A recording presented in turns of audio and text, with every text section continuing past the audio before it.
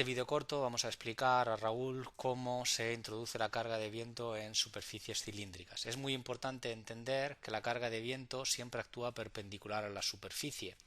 En el caso de una superficie cilíndrica, como este cilindro de color rojo, el viento, que inicialmente puede estar dispuesto de esta manera, cuando ejerce presión sobre el cilindro, siempre actúa en la dirección perpendicular. Es decir, estos son 90 grados, estos son 90 grados, estos son 90 grados, estos son 90 grados. Siempre actúa en la dirección perpendicular al cilindro.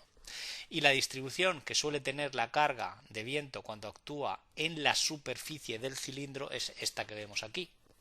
De forma que tienes una zona de presión positiva, es decir, que la carga entra hacia dentro del cilindro, y una zona de succión, es decir, negativa, de donde la carga sale fuera del cilindro, como podemos ver. Presión, succión, ¿de acuerdo? Si yo hago la integral, es decir, por ejemplo, si yo este vector que yo tengo aquí, tengo una componente, como podéis ver, vertical y otra componente horizontal, este vector que yo tengo aquí, yo tengo una componente vertical y evidentemente una componente horizontal. Bien, si yo hago la suma de todas las componentes en Y, es decir, verticales, si yo voy sumando esta de aquí, fijaos que este otro vector tendrá la componente, el vector irá hacia arriba y este vector hacia allá. Si yo sumo, como digo, todas las componentes verticales de esa distribución de presiones sobre el cilindro, se anulan, porque lo que empuja, es decir, por ejemplo, si me centro en este vector, aquí tengo un vector de componente vertical y un vector de componente horizontal X y vertical Y. Lo mismo ocurrirá en este lado. Tengo un componente, esta distribución es simétrica, como podéis ver, de forma que el sumatorio de todas las componentes verticales, es decir, esta componente que yo acabo de pintar, por ejemplo, vamos a cogerlo en color rojo, sí. Esta componente, vamos a pintar aquí en color, como digo, rojo. Esta componente se anula con esta componente. Esta componente se anula con esta componente. Por tanto, el sumatorio de fuerzas en la dirección Y es cero. Es decir, cuando el viento actúa en esta dirección, evidentemente el cilindro solo se va a mover en esa dirección. ¿Vale? Y la integral de las fuerzas en X es un valor P total, ¿de acuerdo? Es como si yo hubiese pintado un cilindro, hubiese modelado como una barra con una sección transversal y le pongo una carga por metro lineal, ¿vale? Muy bien, bajo este concepto que acabamos de explicar, ¿cómo se define la carga en una superficie cilíndrica? Bueno, la carga de viento siempre actúa perpendicular a la superficie y tiene una distribución radial, ¿no? Entonces puede ser conveniente, por ejemplo, copiar estos dos nudos, mover copiar, en la dirección Y un nudo, o sea, hacer una copia, ahí la tenemos, ahí la veis. Lo que voy a hacer es una superficie de proyección, de forma que el viento voy a hacer un cuadrado, de forma que yo puedo, por ejemplo, mover copiar, bajar un metro, ¿de acuerdo? Y puedo hacer una simetría de ahí a ahí, es decir, puedo hacer que quiero una simetría respecto del plano XZ, creo copia, plano, ahí lo tengo, la tengo al otro lado, ¿de acuerdo? Y lo mismo voy a hacer una simetría, en este caso, respecto del plano, es decir, aquí hagamos simetría respecto del plano XY, creo copia y un punto, por ejemplo, ahí, y lo dejamos ahí arriba, ¿de acuerdo? Ahí lo tenemos, ¿vale? Tenemos esta esquina y esta esquina, ¿vale? Estos puntos los puedo, por ejemplo, desplazar en la dirección X, 0, por ejemplo, menos 5, y desplazarlos, como digo, hacia atrás, ¿vale? Entonces, ¿qué hacemos? El viento va a actuar en la dirección X, para ello vamos a generar un nuevo caso de carga.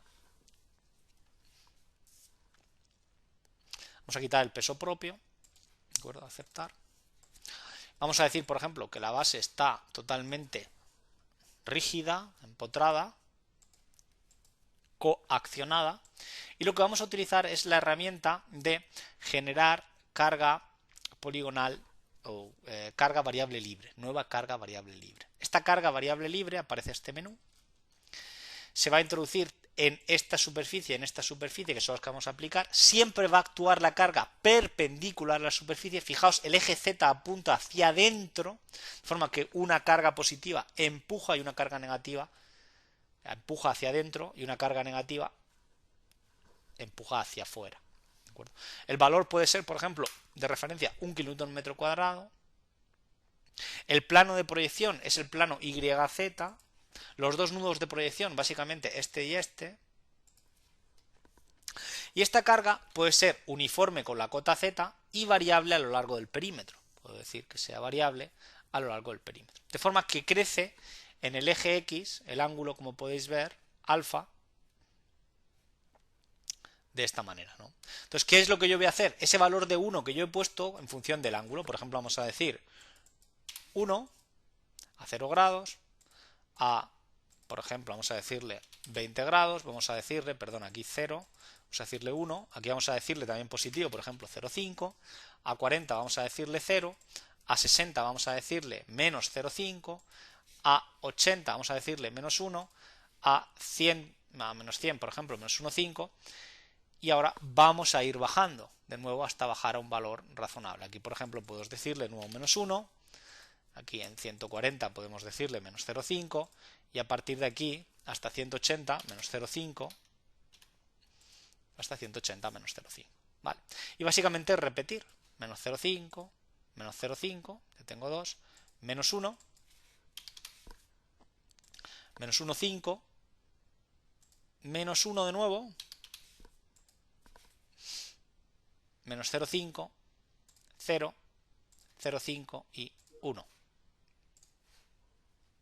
Vale, y fijaos como esta distribución es la misma a este gráfico que yo he pintado aquí.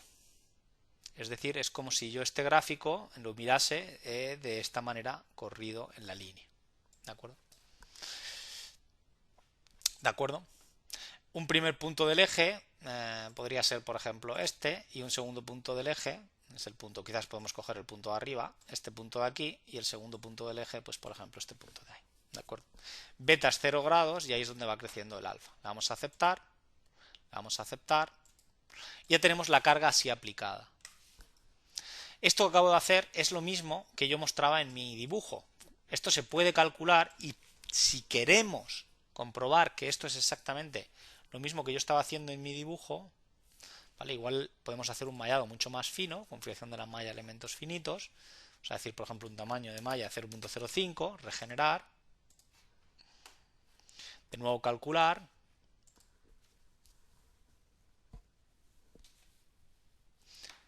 podemos ver cómo se deforma este cilindro, vamos a ponerlo en Z, ¿de acuerdo?